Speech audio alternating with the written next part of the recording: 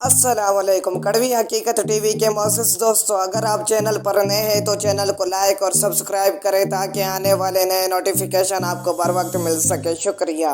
سچی لگن، وجیہہ ندیم کراچی۔ بے وقوف، تم تو بہت ہی بے وقوف ہو۔ ہر وقت پڑھنے کے علاوہ تمہیں کچھ آتا ہی نہیں۔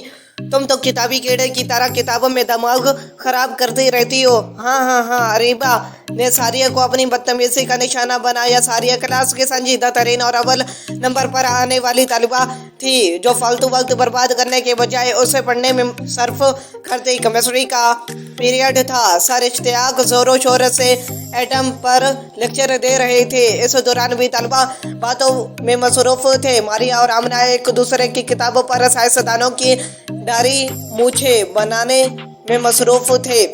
حلیمہ اور سلیمہ لیکچر سننے کے بجائے قائد اعظم کے 14 نکات بڑبڑا رہی تھی۔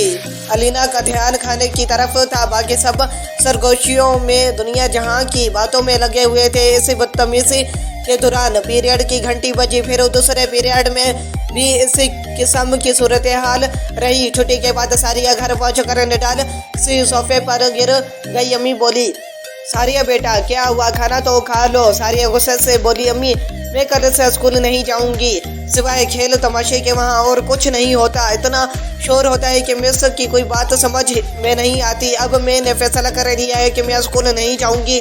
ساریہ روتے ہوئے اپنے کمرے میں چلی گئی اور دھڑام سے دروازہ بند کر لیا۔ شام کو امی ساریہ کے پاس گئی، جو ٹیوشن جانے کے بجائے صوفے پر سر پکڑے بیٹھی تھی۔ امی نے سمجھاتے ہوئے کہا، دوسروں کی حرکتوں اور لاپرواہیوں کی وجہ سے تم خود اپنا نقصان کر لو گی۔ اگر اور لوگ جہالت کے اندھیرے میں ڈوب رہے ہیں تو کیا تم علم کی روشنی کی طرف نہیں بلاؤ گی؟ ساریہ بات ساریہ کی سمجھ میں آ گئی۔ ساریہ نے عہد کیا کہ وہ نہ خود علم سے پیچھے ہٹے گی بلکہ دوسروں کو بھی جذبہ دلائے گی۔ اس نے اگلے دن سے ہی علم پھیلاؤ مہم کا آغاز کر دیا اور کچھ دن بعد ہی اس کا بہت اچھا نتیجہ سب کے سامنے آیا۔ ساریہ کی جماعت کی طالب علموں کا سالانہ امتحان میں اچھی کارکردگی کا مظاہرہ ایک روشن ستارے کی طرح چمک رہا تھا۔